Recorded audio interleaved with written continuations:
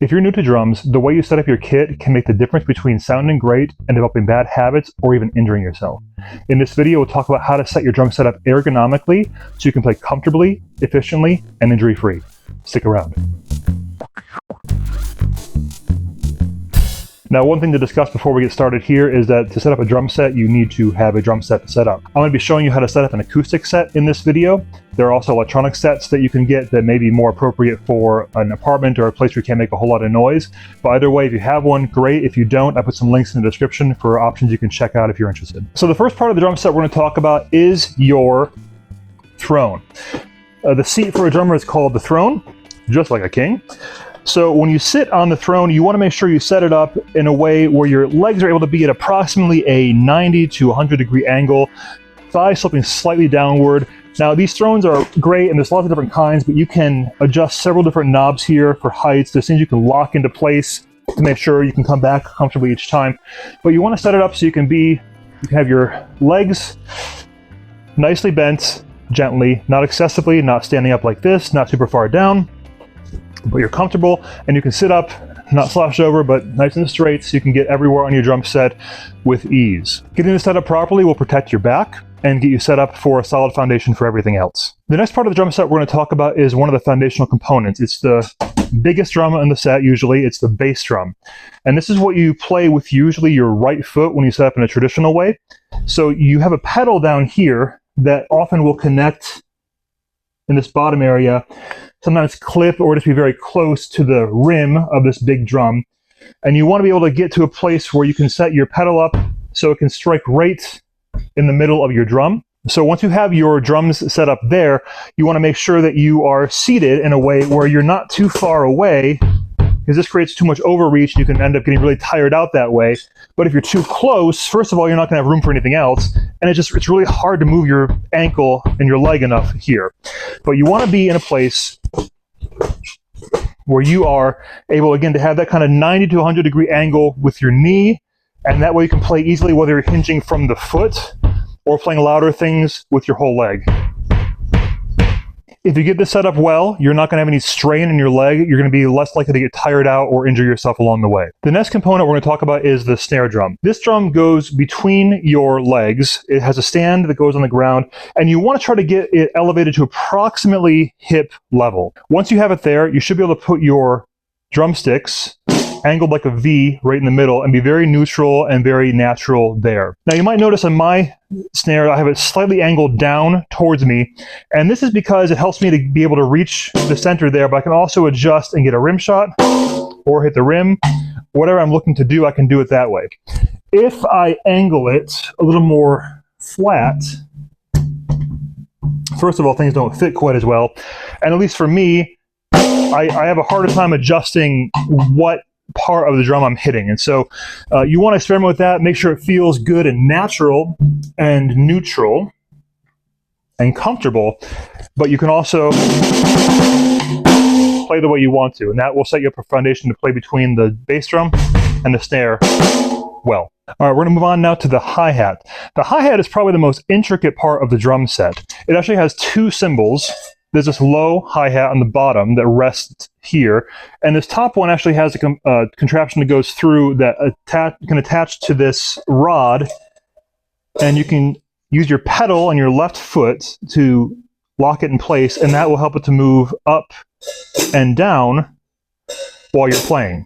Doing this is one of the things that can adjust a lot of the volume in your playing and some of the intensity, so it's important to get that locked into a comfortable place. Now, just like with the bass drum, with your feet, you want to make sure that you're at a place where you're not overextended to the sides or to the front or the back. You want to make sure, again, similar thing, about a 90 to 100 degree angle with your leg, and you can actually move your ankle well to adjust the position of the hi-hat. So that will get you in a good solid foundation from your legs up.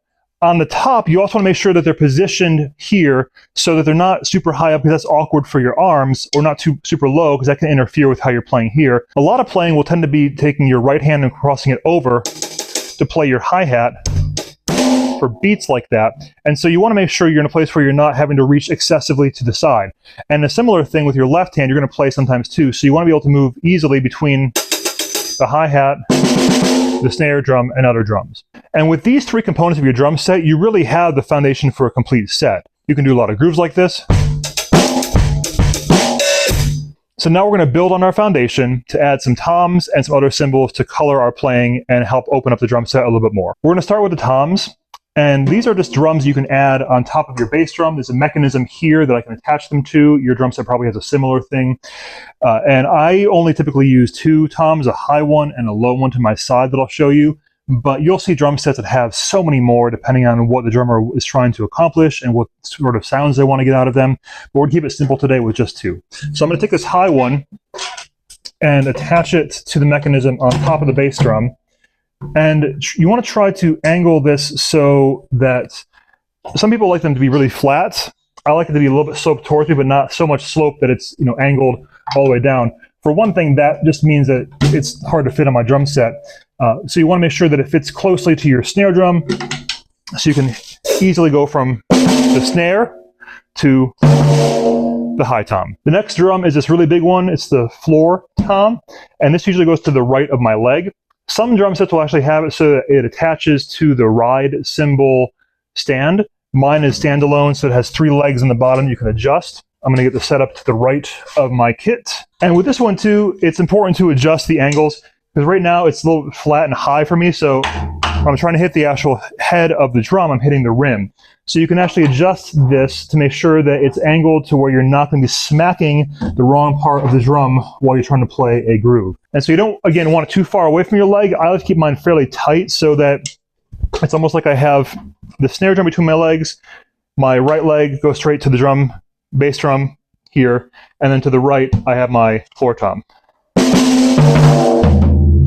And then you can adjust it to where it's comfortable. You're not having to twist too far to one side to hit that. So I don't even have to twist my body to get that sort of movement. So again, today I'm just doing the high tom and the low tom. You can put a mid tom here in a lot of drum sets. We'll come with another middle-sized one if you'd like. I'm going to skip that for today, but you're welcome to do that and experiment with how that fits. And if you want to have more toms than that, by all means, go crazy, as long as you can fit them in a place that makes sense for you and your body type. Now that we have our foundation and our tom set up, we're going to start getting our next cymbal set up. The next most important cymbal on a drum set is this big ride cymbal. It's usually the biggest one on the drum set, and it will typically go to my right side near my floor tom, a little bit above. So like with most other parts of the drum set, the stand has so many things you can adjust. You can adjust the angle of the cymbal to be higher or lower, or more left or right. And so you want to find a place where it's going to be able to fit, so that when you are playing around a drum set, you're able to go easily to strike the sweet spot on the ride cymbal, which is right about there, right between the bell and the edge. Now for me right now, I feel like this is a bit too close. I'm going to move it just a little bit away. So it's a bit of fine tuning from here on out. You always want to make adjustments as you're going. And now I feel like it's in a better spot. So as I'm moving around, I can easily hit that cymbal. The last cymbals we're going to talk about today are crash cymbals. These are cymbals that you can add to your drum set. They're not absolutely required, but they're helpful to add an option for different accents and different coloring of your grooves. They're typically a mid-range size, and you can also get variations of this that are called splash cymbals that are much smaller, but you want to be able to place them in a way where they're not going to interfere with your other parts of your drum set, but they're going to be within reach to be able to accent when you want to and when you feel like it. Now, a lot of drum sets, especially ones you just buy as a whole kit, will come with one crash cymbal, and that's totally fine. You can, again, just like with toms, have as many or as few as you want, depending on your play style. I have two that I typically use just to have some different variation in my playing. So I have one set here, and one here.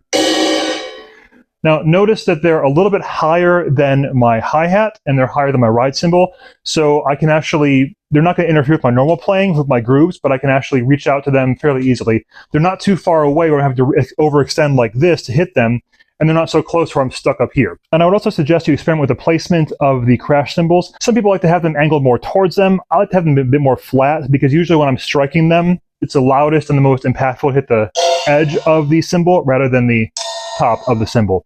But experiment, find what you like, and place them accordingly, as long as they're not too far out of reach. All right, we have everything set up in a way that makes sense. Let's play a little groove.